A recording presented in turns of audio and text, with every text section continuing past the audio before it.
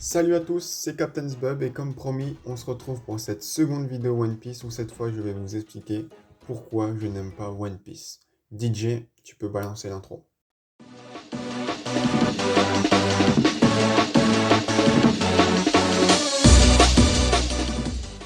Alors avant de commencer réellement cette vidéo, je tiens juste à préciser que non, je n'ai pas lu l'intégralité de One Piece. Je me suis arrêté pour le moment à juste après Marineford, donc je crois que ça doit faire dans les 55 tomes. Donc voilà, ceux qui me diront tu peux pas parler de One Piece car t'as pas tout lu, bah, j'ai juste envie de leur dire que si après avoir lu plus d'une cinquantaine de tomes d'un manga, je peux pas en parler, c'est qu'il y a un petit problème. Donc voilà, pour moi je m'estime quand même légitime à en parler. De toute façon c'est ma chaîne, je fais ce que je veux.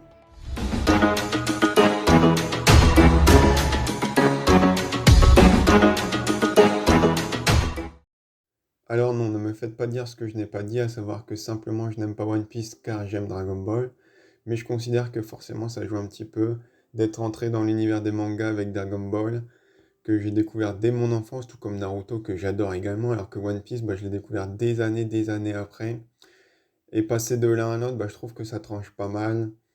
Voilà, quelqu'un qui a commencé à manger pendant des années du ketchup, passer à de la sauce tomate, bah, ça lui fait bizarre, peut-être qu'il aimera pas. Pour autant, ça veut pas dire que la sauce tomate est pas bonne, elle est aussi bonne que le ketchup, voire peut-être même meilleure. Donc voilà, oui, je vous fais des petites métaphores. Ouais, je suis prof de français. Donc voilà, c'était le premier point, très rapide. On va passer rapidement au second, vu que voilà, c'est pas le point le plus important. Mais en tant qu'auteur, je devais être honnête avec vous.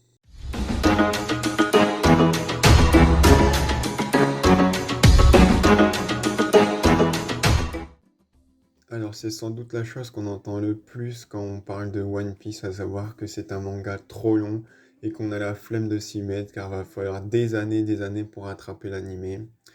Et à ça, j'ai envie de dire que c'est pas vraiment un problème me concernant et je considère même que ça sera jamais un problème pour un manga, sa longueur, tant que la qualité est présente malgré ça. À savoir que si un manga est rallongé, entre guillemets, artificiellement juste pour la quantité, au détriment de la qualité, là je considérais que c'est un problème. Mais bien souvent ce n'est pas le cas et pour One Piece je considère pas que c'est le cas. Et voilà, étant moi-même un grand fan de Détective Conan, bah, ça serait très faux cul de me plaindre de la longueur de One Piece, vu que Détective Conan fait quasiment autant de tomes. Pour moi, concernant One Piece, c'est davantage un problème de format qui me bloque. Je vais vous expliquer. Alors aujourd'hui, j'avoue que j'ai de moins en moins le courage, comme je l'avais quand j'étais petit, de me taper des animés de centaines d'épisodes. Dans ce genre de situation, je préfère maintenant lire le manga directement. Je trouve que c'est beaucoup plus agréable, ça va beaucoup plus vite. Et c'est d'ailleurs ce que je fais avec Détective Conan. Et c'est ce que j'avais fait avec One Piece. Mais le problème avec One Piece, c'est que j'ai beaucoup de mal avec le dessin d'Oda.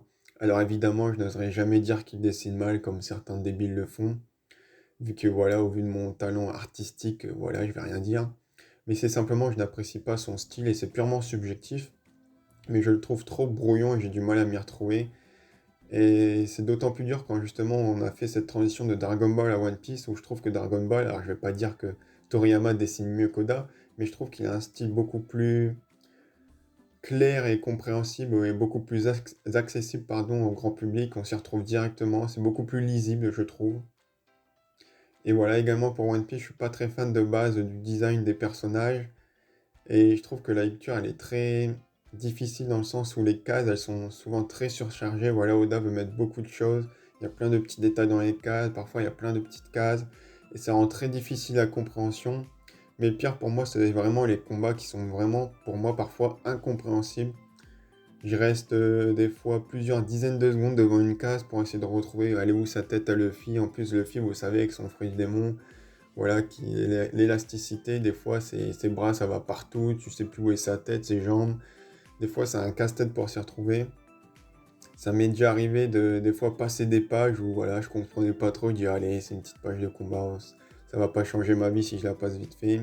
Je trouve qu'en couleur, le manga est beaucoup plus clair et beaucoup plus agréable. Et au début du manga, vu que je lisais sur les scans sur internet, des fois il y avait peut-être des dizaines de chapitres qui étaient en couleur. Et franchement, là, je kiffais vraiment.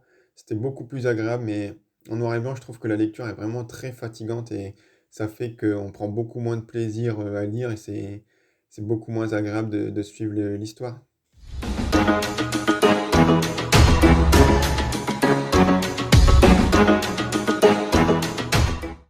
Alors là, là, vous devez sûrement vous dire: «What? Mais pourquoi il nous parle des fruits du démon? En quoi c'est un problème dans One Piece?» Et je vous avoue que c'est un cas un peu particulier là, car je considère que c'est à la fois un bon point dans One Piece que j'aime, car ça diffère des autres shonen, et ça participe à l'identité de One Piece, mais c'est aussi un point que j'aime moins, car je considère que ça rend parfois les choses injustes, et je vais tout de suite vous expliquer.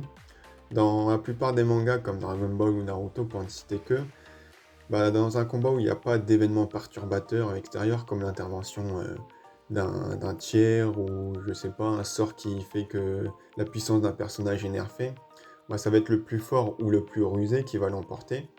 Alors que dans One Piece, bah, ça va pas forcément être le cas à cause notamment des fruits du démon, notamment au début de l'œuvre où le haki n'était pas présent, voire pas du tout présent, et où les combats ça jouait beaucoup sur ça, à savoir celui qui gagnait, bah, c'était souvent celui qui avait un fruit du démon par rapport à celui qui n'en avait pas, pardon, ou celui qui avait le fruit du démon qui contrait le fruit du démon adverse. Voilà, l'exemple qui me vient en tête évidemment, c'est le cas d'Ener, donc qui a mangé le fruit de la foudre, là, vous le savez, qui en soi n'est pas un perso fort, voilà, Ener, il n'est pas spécialement fort, mais le mec a juste eu la chance de croquer dans un des fruits les plus cheatés, ce qui le rend super fort, et qui défonce tous les Mugiwara. Mais voilà, sa force, entre guillemets, n'a pas de mérite particulier, il s'est pas entraîné spécialement, juste il a bouffé un fruit cheaté. Et si on continue toujours avec cet exemple, la défaite d'Ener face à Luffy, bah, c'est pas non plus dû au fait que Luffy soit plus fort réellement qu'Ener, mais simplement au fait que, comme par hasard, son fruit bah, contre parfaitement celui d'Ener et que donc bah, forcément il va le battre. Donc voilà, c'est ça qui me gêne un petit peu avec les fruits du démon. Mais heureusement, ça s'amenuise avec la suite du manga où le haki prendra de plus en plus de place et où le simple fait d'avoir mangé un fruit du démon, bah, ça suffira plus pour battre des persos puissants. Où il faudra vraiment avoir une bonne maîtrise de son fruit, comme va le faire Luffy avec les différents gears, et vraiment avoir une maîtrise du haki qui sera primordiale. Mais c'est vrai qu'au début du manga, bah, c'est pas vraiment le cas, je trouve, et c'est dommage un petit peu.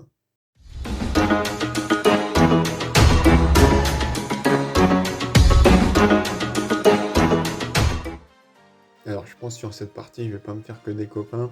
Alors oui, j'exagère un peu avec l'emploi du terme purge, mais c'est pour bien vous faire comprendre l'idée. Certes, c'est pas nouveau que les débuts de manga soient moyens par rapport à la suite, mais pour One Piece, je trouve que c'est encore pire. D'autant que One Piece est maintenant un très long manga, donc pour s'y mettre, il faut déjà beaucoup de courage, mais je trouve que le manga donne vraiment pas envie de poursuivre. En tout cas, ça a été mon cas. Jusqu'à la basta, j'exagère un peu, mais One Piece, limite, c'est Pokémon.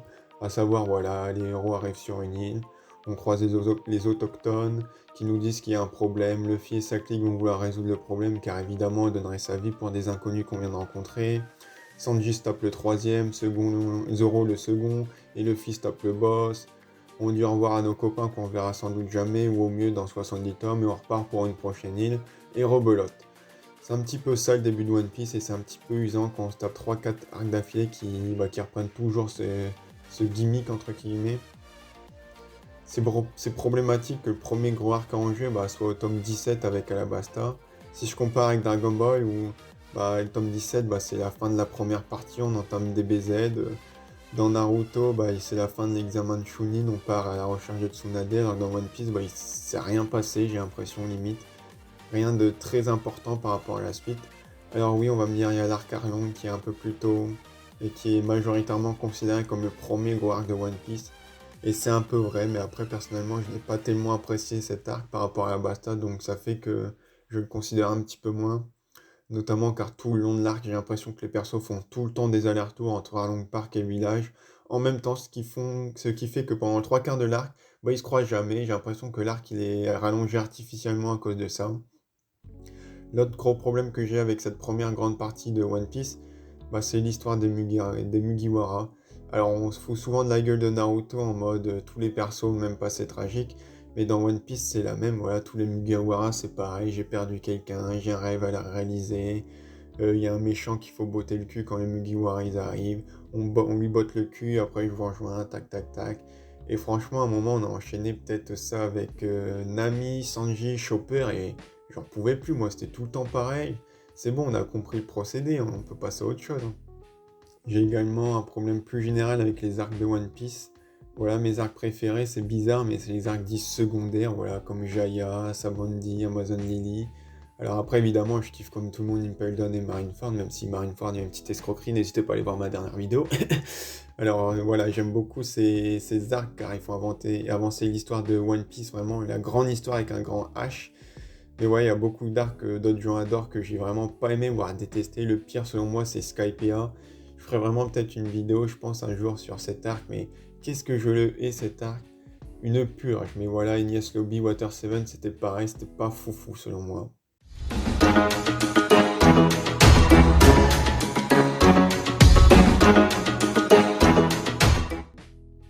Vous serez d'accord avec moi, il est difficile d'aimer un manga lorsque déjà on n'aime pas les personnages principaux, ou du moins qu'ils nous laissent de marbre.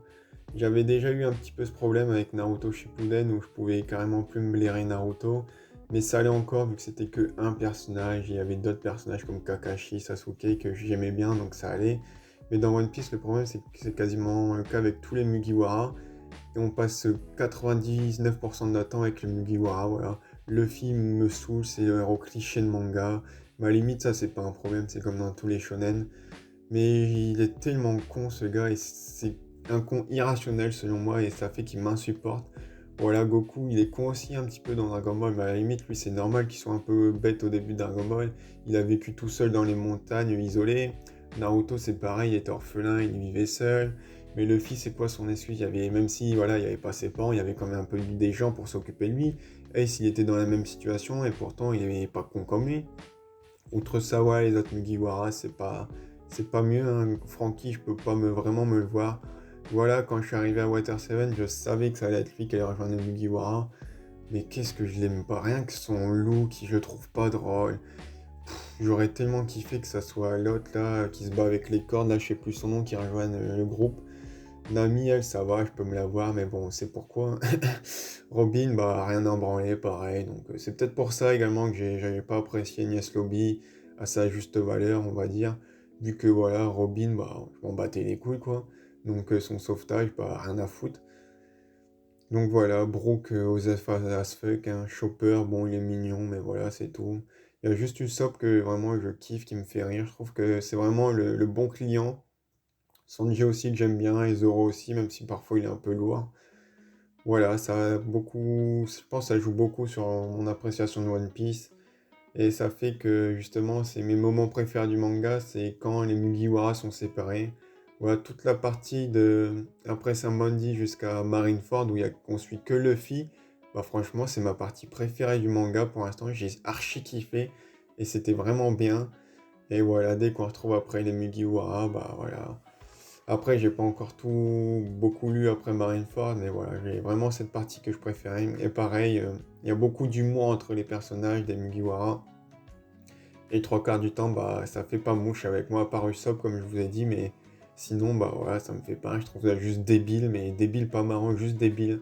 Et du coup, voilà, c'est un petit peu dommage, mais je suis content pour les gens qui adorent les Mugiwara, mais j'avoue que moi, il me laisse de marbre. Hein.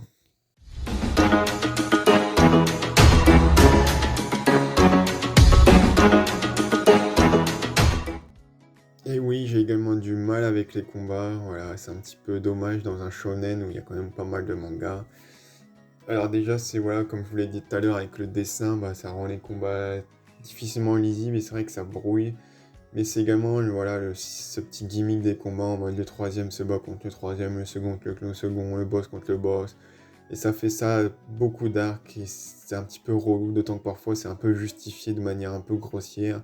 Voilà, on se souvient du fameux coup des clés à Enies Lobby, et voilà.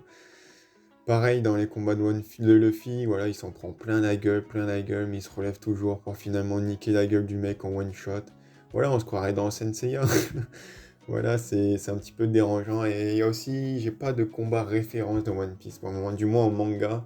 C'est vrai que les combats sont ok. Je suis en mode d'accord dans les combats, mais j'ai pas de combats qui m'ont marqué. Alors dans l'animé un peu plus, voilà, de temps en temps je regarde des petits bouts d'animé. Dans l'animé, les combats sont plus marquants, je trouve. Même s'il y a beaucoup de combats qui sont vraiment très très courts en mode. Ça c'est la spéciale de One Piece en mode on fait des versus machin contre machin alors qu'ils se sont échangés deux coups de poing, ils se sont parlé 30 secondes. Et après, ils sont repartis chacun leur chemin, mais il y a eu le combat, tu sais. Mais voilà, je trouve qu'il y a ce manque de combat marquant pour l'instant dans One Piece. Alors, je réfléchis quelques instants. Le combat Luffy Arlong était pas mal et tout, mais bon, ouais, je dirais ce combat-là. Après, il y a quoi comme combat? Ouais, j'ai pas d'autres combats, hein. Je dirais, ouais, Luffy Arlong.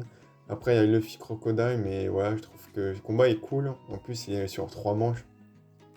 Mais je trouve pareil, Luffy il s'en prend plein la gueule et un peu one-shot Crocodile à la fin, même si le combat est plus serré, t'as tout le système avec l'eau et tout qui baisse Crocodile. Mais voilà, c'est un peu dommage. Donc voilà, c'est difficile d'apprécier un manga quand t'aimes pas les persos, quand t'aimes pas le style de dessin, quand t'aimes pas les combats, quand t'aimes pas les arcs, ça fait beaucoup de choses, hein, ça commence, hein. Ça fait beaucoup là, non?